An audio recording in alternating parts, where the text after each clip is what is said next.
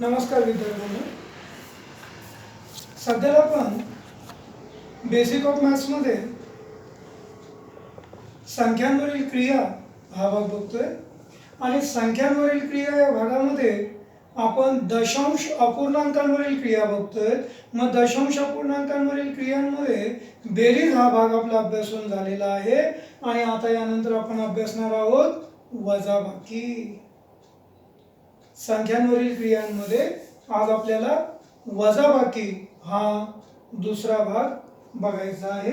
तर मग आता आपण सुरुवात करूया.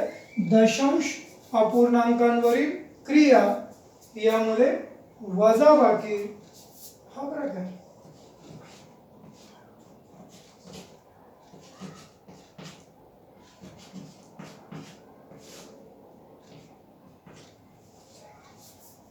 वजाबाकी याचा अर्थ आपण मागे पण सांगितला आहे. वजाबाकी करायची म्हणजे वजा करायचे, कमी करायचे, काढून घ्यायचे.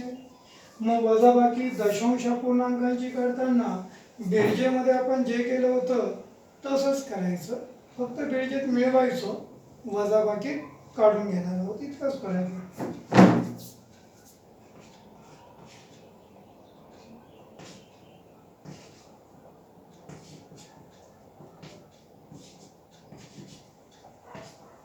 127.24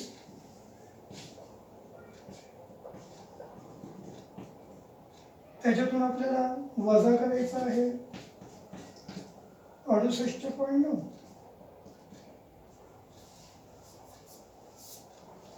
दशांश अपूर्णांकांची वजाबाकी करायची. उत्तरासाठी बाण केला, पहिली संख्या बिंदास लिहून घेतली. पहिली संख्या लिहिल्यानंतर आता ह्याच्यातून वजा करणार आहोत आपण दुसरी संख्या.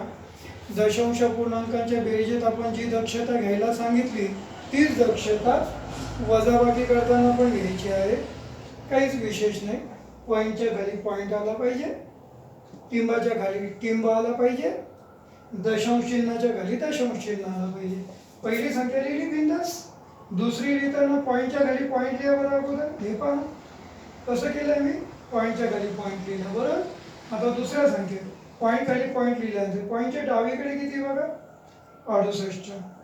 6 वर 8 68 लिहिला. पॉईंटच्या उजवीकडे किती बघा, 9 लिहिलं. पहिली संख्या बिंदास लिहिली, दुसरी लिहिताना पॉईंटच्या खाली पॉईंट लिहिला, पॉईंटच्या डावीकडे 68, पॉईंटच्या उजवीकडे 9 लिहिला. आता करा बरं दशांश अपूर्णांकांची वजाबाकी. फक्त पॉईंट खाली पॉईंट यायला पाहिजे, करा वजाबाकी. आता वजाबाकी करताना एक लक्षात ठेवायचं, वरती जितके अंक आहेत ना तितके अंक खाली पाहिजे. मग आता वरती पॉईंट नंतर किती आहे, 24, 2 अंक आहे. खाली पॉईंट नंतर 9, एकच अंक आहे. मग काय करायचं सर, तुम्ही तर म्हणतायत की जसे वरती 2 अंक आहेत तसं खाली पण 2 अंक पाहिजे पॉईंट नंतर. मग दुसरा अंक नसेल तर नियम सांगतो, लक्षात घ्या. दशांश चिन्हाच्या नंतर, पॉईंटच्या नंतर दशांश चिन्हाच्या नंतर संख्येवर पाहिजे तितके शून्य घेता येतात, हवे तितके शून्य घेता येतात. 1 शून्य घ्या, 2 शून्य घ्या, 5 शून्य घ्या, किती पण घेता येतात पाहिजे तितके. मग पॉईंट नंतर तुम्ही हवं तर 1 शून्य वाढवू शकता. आता बघा बरं, पॉईंटच्या नंतर वरती पण 2 अंक, खाली पण 2 अंक, आणि करा आता वजाबाकी. 4 मधून शून्य जाईल का, जाईल. शून्य म्हणजे काही घालवायचे नाही ना, संख्या तशीच ठेवायची. शून्य कोणत्याही संख्येतून वजा केला तर फरक नाही पडत, संख्या तीच. 4 मधून शून्य गेले 4. माझ्या खिशामध्ये 4 रुपये, मी बाहेर जाऊन 0 रुपये खर्च केले, किती राहतील, 4 रुपयेच राहतील ना. 0 रुपये खर्च केले म्हणजे काहीच खर्च नाही केले. 4 मधून शून्य गेला तर 4, 4तून शून्य वजा केला 4. आता पुढे मात्र बघा, 2तून 9 जातील का, नाही.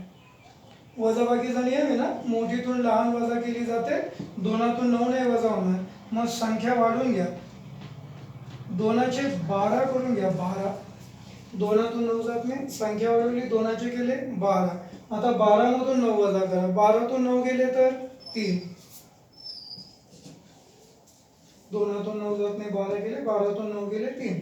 वर संख्या वाढवली खाली हातचा एक येईल, जेव्हा वर संख्या वाढेल तेव्हा खाली हातचा येईल. पॉईंटचं आपल्याला काहीच टेन्शन नाही, पॉईंट उचलून आहे तसा ठेवून दे. आता हातचा एक खालच्या अंकामध्ये मिळवा, बेरीज करा. 8 अधिक 1 9.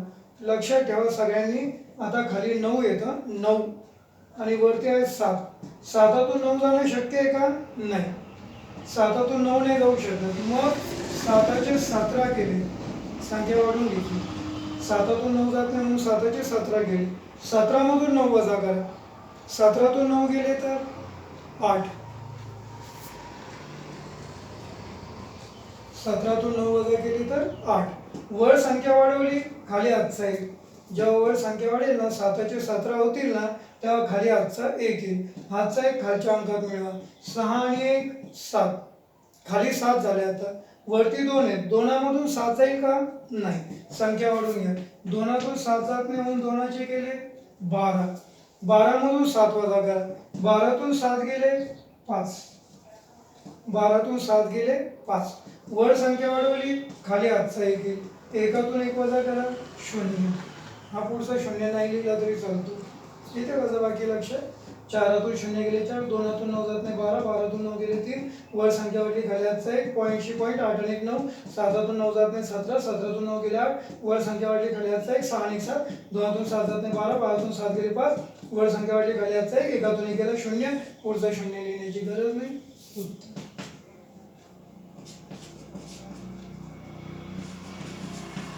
127.24 मधून 68.9 वजा केले तर आपल्याला मिळत आहेत 58.34. अशी करतात दशांश पूर्णांकांची वजाबाकी. अशाच प्रकारच्या आणखी एका 2 उदाहरण बघू आपण.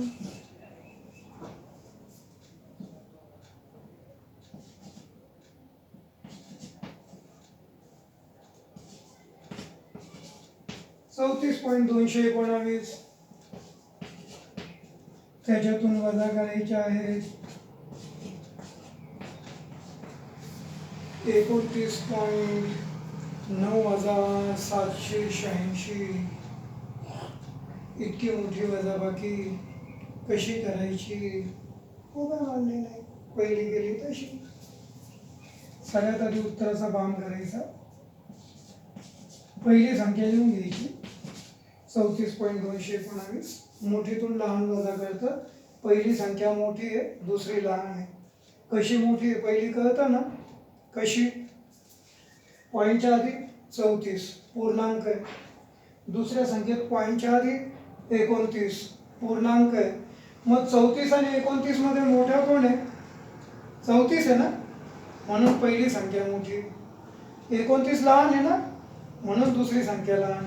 म्हणजे पॉईंटच्या आधीचे पूर्णांक असतात, त्या पूर्णांकांमध्ये कोण मोठा ते बघायचं, त्यानुसार लहान मोठ्या संख्या ठरवायच्या. पॉईंटच्या आधी 34, पॉईंटच्या आधी 29, 29 पेक्षा 34 मोठा आहे, पहिली संख्या मोठी आहे. येतं लक्षात? मग मोठीतून लहान वजा करू. पहिली मोठी संख्या लिहून घेतली, तिच्याच खालोखाल आता दुसरी लहान संख्या लिहितो. 29.9786. दशांश अपूर्णांक संख्यांची उभ्या मांडणीने वजाबाकी करताना पॉईंटच्या खाली पॉईंट आला पाहिजे. बघ, घेतला मी पॉईंटच्या खाली पॉईंट, आणि आता पॉईंटच्या डावीकडे किती आहे बघा, 29 लिहिलं. उजवीकडे किती आहे, 9786. वजाबाकी करायची. थोड्यापूर्वी इथे सांगितलं होतं तसं पॉईंटच्या नंतर, टिंबाच्या नंतर वरच्या आणि खालच्या संख्येतील अंक एक समान एकसारखे असावे. म्हणजे पॉईंट नंतर इथे किती अंक आहे मोजा बरं, 1 2 3 4. खाली 4 अंक आहेत ना पॉईंट नंतर, तर मग वरती पण 4च अंक पाहिजे. नसतील तर आणून घ्या. पॉईंटच्या नंतर इथे किती 1 2 3 4 अंक आहे ना, मग वरती पण पॉईंटच्या नंतर 4च अंक पाहिजे. 1 2 3 3च अंक आहे सर, चौथा अंक नसेल तर 0 घ्या ना.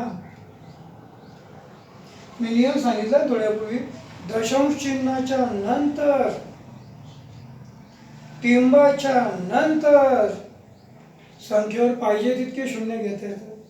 किती पण 1 0 2 0 किती पण पाहिजे तितके. मग पॉईंटच्या नंतर इथे 4 अंक आहेत, तसे पॉईंटच्या नंतर इथे 4 अंक पाहिजे. 3 असेल, चौथा अंक नसेल तर शून्य ठेवा. जितके अंक खाली तितके अंक वर झाले. आता पॉईंट नंतर खाली पण 4 वर पण 4 अंक झाले. चला करा वजाबाकी. आता शून्यातून 6 जातील का? नाही. मग संख्या वाढून घ्या. शून्याचे करा 10. 10तून 6 वजा केले 4. वर संख्या वाढली, खाली आजचा 1.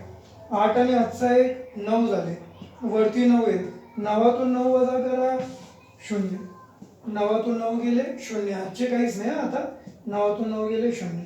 पुढे निघा. आता 1 आहे वरती, 7 आहे खालती. 1तून 7 नाही जात. मग 1चे 11 केले. 11तून 7 वजा करा 4. 11तून 7 गेले 4. वर संख्या वाढली, खाली आजचा 1. 9 आणि आजचा 1 10. खाली 10 आहेत. आता वरती 2 आहेत. 2मधून 10 जातील का? नाही. म्हणून 2चे गेले 12. 12तून 10 वजा करा. 12तून 10 गेले 2. 12तून 10 वजा केले 2. वर संख्या वाढली, खाली आजचा 1. पॉईंटशी पॉईंट. पॉईंटचं काही टेन्शन घ्यायचंच नाही.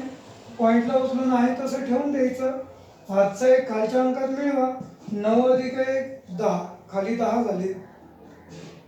वरती 4 आहेत. 4तून 10 जाणं शक्य आहे का? नाही. मग संख्या वाढवा. 4चे केले 14. 14तून 10 वजा केले 4.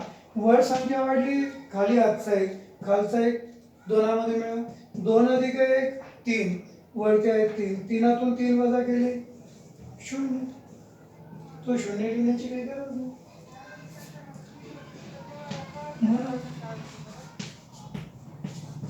34.219 मधून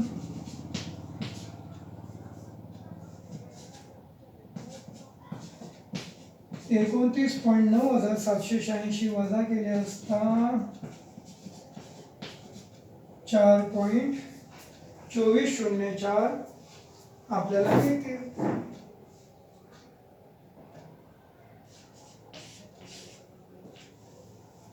तसंच पुढचं उदाहरण बघूया आपण आता.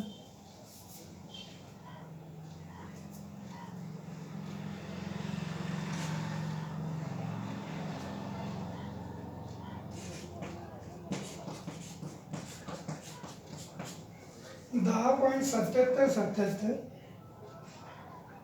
त्याच्यातून आपल्याला वजा करायचे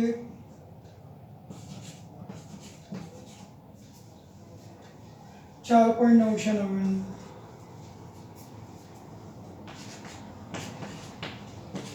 पहिली संख्या तर लिहून घ्या. 10.77 काय असेल? उभ्या मांडणीने बेरीज आपण मागेच बघितलेली आहे. आपल्याला वजाबाकी करायची. पहिली संख्या बिंदू असलेली, वजाबाकीचं चिन्ह केलं. दुसरी संख्या लिहायची. उभ्या मांडणीमध्ये दक्षता पॉईंटच्या खाली पॉईंट आला पाहिजे. घेतला टिंबा, खाली टिंब. पॉईंटच्या डावीकडे किती आहे बघा 4 लिहिला. उजवीकडे किती आहे 999 लिहिला. करा वजाबाकी. पॉईंटच्या नंतर वरती 4 अंक आहेत, तसे खालती 4 अंक आणून घेऊ. 1 2 3. चौथा अंक नसेल तर 0 ठेवा बिंदास. पॉईंट नंतर 0 वाढवता येतं, 0 ठेवून दिलं. आणि आता वरच्या अंकातून खालचा अंक वजा करा. 7मधून 0 वजा करा. माझ्या खिशामध्ये 7 रुपये आहेत. बाहेर जाऊन 0 रुपये खर्च केले. 0 रुपये म्हणजे काहीच खर्च नाही केले. 7तून 0 गेले 7च राहते. तसं 7तून 0 वजा करा 7. 7मधून 9 जातील का? नाही. 7 छोटा आहे, 9 मोठा आहे. 7तून 9 जात नाही म्हणून 7चे केले 17. 17मधून 9 वजा करा. 17तून 9 गेले 8. वर संख्या वाढली, मग खाली आजचा 1. 7तून 9 जात नाही 17. 17तून 9 गेले 8. वर संख्या वाढली, खाली आजचा 1. हातचा 1 खालच्या अंकात मिळवा. 9 आणि 1 10. खाली 10 झाले. वरती 7 आहेत, 7मधून 10 जातील का?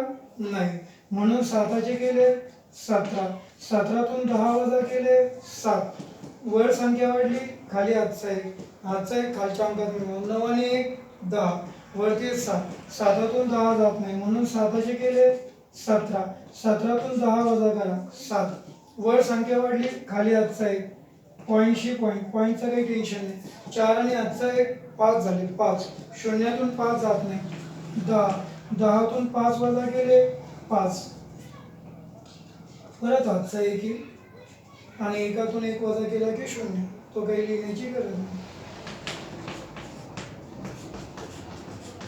10.77 त्याच्यामधून 4.999 वजा केले तर तुम्हाला मिळत आहेत 5.7787. मग अशाच प्रकारची काही उदाहरणं मी तुम्हाला होमवर्कला देणार आहे. अगोदर ही जी उदाहरणे आहेत नीट समजावून घ्यायची, आपल्या क्लासच्या वहीमध्ये लिहून काढायची.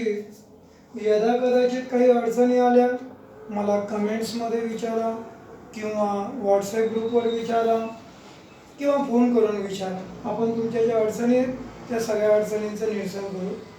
आणि त्यानंतर आपल्या क्लासच्या वेळी ते सगळं लिहून झालं की त्यानंतर मग होमवर्क दिलेला आहे तो होमवर्क व्यवस्थितपणे पूर्ण करा. त्यात काही अडचणी आल्या तर मला विचारू शकतात आणि होमवर्क पूर्ण झाला की मग नेहमीप्रमाणेच आपल्या व्हॉट्सअप ग्रुपवर त्याचे फोटो काढायचे, टाकायचे, मी चेक करून घेऊ. बघू ना आता होमवर्कची काही उदाहरणं.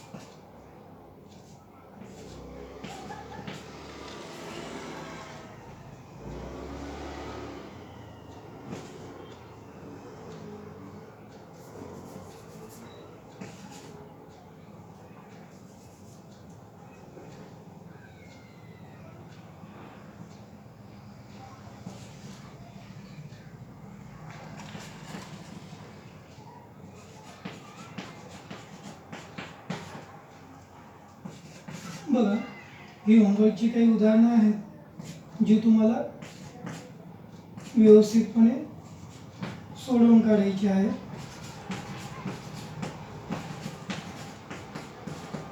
ही होमवर्कची इतकी उदाहरणं तुम्ही सर्वात आधी उदाहरणं समजावून घ्यायची, मग सोडवून काढायचे आणि सोडवून झाल्यानंतर त्यांचे जे फोटो आहेत ते व्हॉट्सअपला मला व्यवस्थितपणे पाठवून द्यायचे. ठीक आहे. मग आता दशांश पूर्णांकांवरील क्रियांमध्ये बेरीज झाली, वजाबाकी झाली. वजाबाकी व्यवस्थित समजावून सांगितली, होमवर्क दिला आहे जो तुम्ही पूर्ण करणार आहात. ठीक आहे. मग आता याच्यानंतर जो पुढचा भाग आहे तो आपण पुढच्या तासात बघणार आहोत. गुणाकार भागाकार बाकी आहेत ना दशांश पूर्णांकांचे, ते पुढच्या तासात बघणार आहोत. तोपर्यंत घरीच राहा, स्वतःची काळजी घ्या. नमस्कार.